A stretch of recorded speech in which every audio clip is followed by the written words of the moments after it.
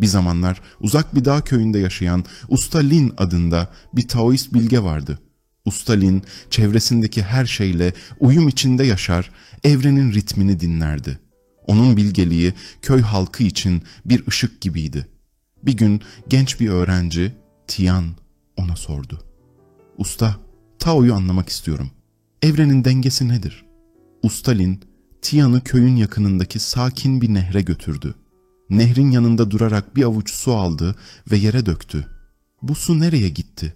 diye sordu. Tian düşündü, sonra cevapladı. "Toprağa karıştı, nehri besledi ve sonunda buharlaşıp göğe çıkacak." Usta Lin gülümsedi. "Tao tam da budur Tian. Su kendi yolunu izler, karşı koymaz, zorlamaz ama sonunda daima hedefine ulaşır. Sen de hayatını böyle yaşamalısın. Tao direnmeden akmayı öğretir." Tian başını sallayarak "Ama ya kayalara çarparsa?" diye sordu. Usta Lin nehirdeki akıntıyı işaret ederek cevapladı. "O zaman yolunu değiştirir ama akmaya devam eder. Hayatta da böyle olmalı.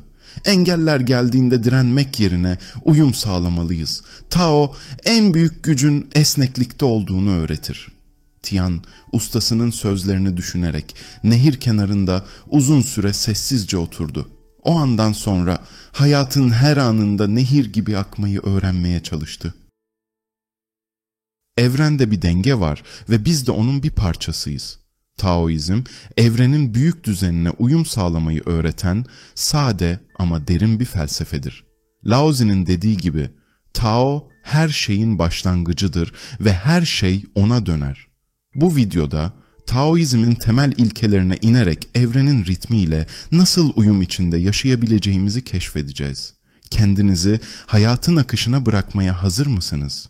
Çünkü bu kadim bilgelik sadece bir düşünce sistemi değil, yaşamı dönüştüren bir yolculuktur. Tao, evrenin akışı. Tao, kelimelerle tam anlamıyla ifade edilemeyen bir kavramdır. O, evrenin özüdür, yaşamın ritmidir ve her şeyin ardındaki düzenleyici güçtür. Lao Tzu'nun meşhur sözleriyle Tao adıyla adlandırılamaz, o her şeyin başlangıcıdır. Bu ifade, Tao'nun tanımlanamayacak kadar geniş ve derin olduğunu vurgular. Tao'yu anlamak, doğanın işleyişine, yıldızların hareketine, rüzgarın esintisine ve yaşamın döngüsüne uyum sağlamaktır. Bir nehrin akışını düşünün. Nehir hiçbir şeye direnmez, sadece yolunu bulur ve her engeli nazikçe aşar. Tao'yu takip etmek de bu akışa kendimizi bırakmak anlamına gelir. Taoizme göre hayattaki zorlukların büyük bir kısmı bu doğal akışa direnmekten kaynaklanır. İnsan, Tao'yu kavradığında evrenin ritmini hisseder ve ona uyum sağlar. Bu uyum, günlük yaşamın karmaşasında bile huzur bulmamızı sağlar. Akışa uyum sağlayanlar, evrenin gerçek yolunu bulur, der Taoist öğretiler. Tao'yu anlamak ve ona uyum sağlamak, yalnızca dış dünyayla değil, kendi iç dünyamızla da barış içinde olmamızı sağlar. Tao'nun akışı tıpkı bir ağaç gibi kök salmayı, büyümeyi ve meyve vermeyi içerir. Ne çok çaba, ne de boşuna direnç.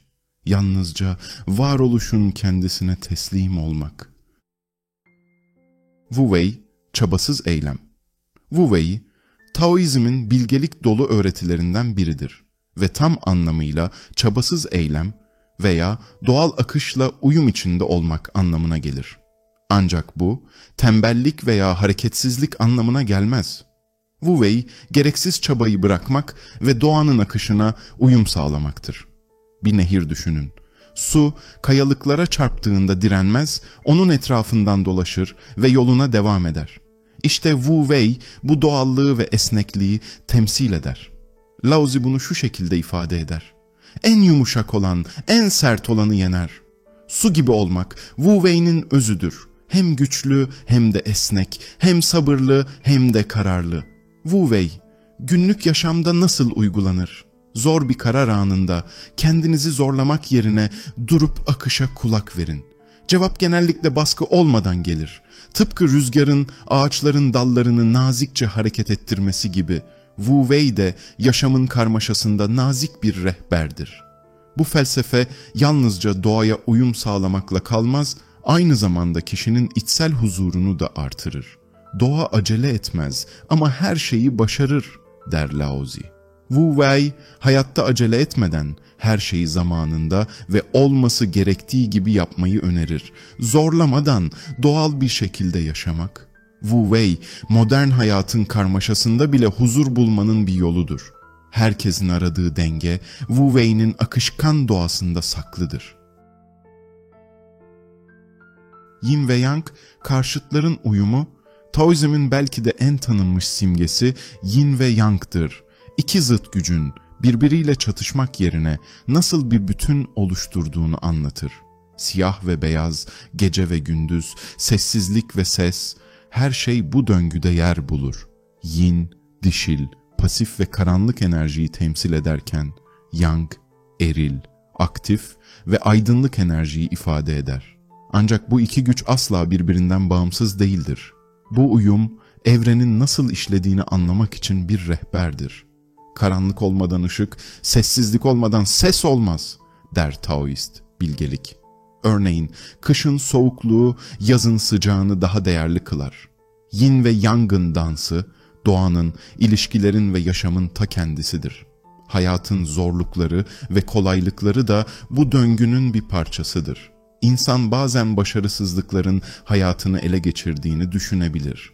Ancak Yin ve Yang'ın öğretisi bize bu durumların geçici olduğunu hatırlatır. Gecenin en karanlık anı şafak vaktine en yakın olanıdır. Yin ve Yang sadece evrenin değil, bireyin içinde de işler. Zihinsel huzur ve fiziksel enerji dengede olduğunda kişi hayatın akışına uyum sağlar. Beden ve ruhun uyumu bu Taoist prensibin bir yansımasıdır.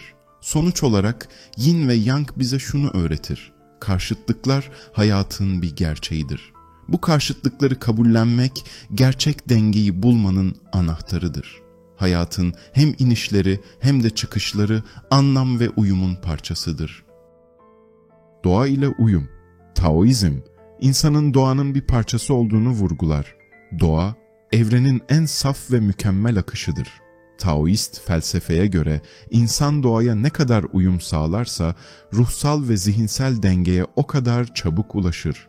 Laozi, doğayı gözlemlemek, evrenin ritimlerini takip etmek insana barış ve huzur getirir, der. Doğa, her şeyin başlangıcını ve bitişini doğal bir döngüyle sunar. Ağaçların mevsimlere göre yapraklarını dökmesi, rüzgarın dağların arasında özgürce dolaşması gibi. İnsan da bu döngünün bir parçasıdır.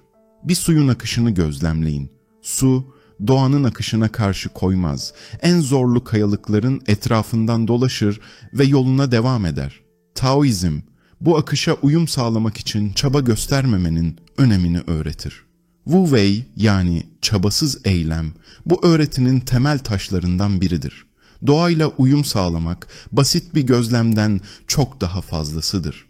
Doğa bize sabır, teslimiyet ve kabul etmeyi öğretir. Hayatın zorluklarına karşı direnç göstermek yerine onlarla birlikte akmak Tao'nun temelidir. Taoizmin temel öğretilerinden biri de insanın kendini doğal döngüyle birleştirmesi gerektiğidir. Doğanın ritmiyle uyum sağlamak hem bireysel hem de toplumsal huzur getirir. Doğa ile uyum içinde yaşamak, ruhsal büyümenin ve dengeyi bulmanın kapısını aralar. Sonuç olarak Taoist felsefe bize doğa ile uyum içinde olmanın, yaşamın doğal akışına teslim olmanın değerini öğretir. Doğa ile uyum sadece dış dünyayla değil, aynı zamanda kendi iç dünyamızla da barış içinde olmamızı sağlar. Sadelik ve alçak gönüllülük. Taoist öğretide sadelik ve alçak gönüllülük, bilgelik ve gerçek huzurun temel taşlarıdır. Laozi'nin de dediği gibi, dünyanın karmaşasını çözmenin yolu basitliğe dönmektir. Günümüzün hızlı ve karmaşık dünyasında Taoizmin öğretileri sadelik ve alçak gönüllülüğü yeniden hatırlatır. Taoist felsefeye göre gerçek mutluluk ve denge, basitlikte ve içsel alçak gönüllülükte yatar. Bir suyun huzurla ve sessizce akışı, Wu Wei'nin bir diğer güzel örneğidir. Su hiçbir zaman zorlamaz veya kendi akışına müdahale etmez. Sadelik, aynı su gibi doğanın akışına teslim olmaktır. Taoist bilgelikte içsel barışı ve huzuru elde etmek için fazlalıklardan kurtulmak önemlidir. Taoist bir yaşamda gereksiz olan her şeyden arınmak ve sadece temel olanla kalmak, gerçek huzura ulaşmanın yoludur.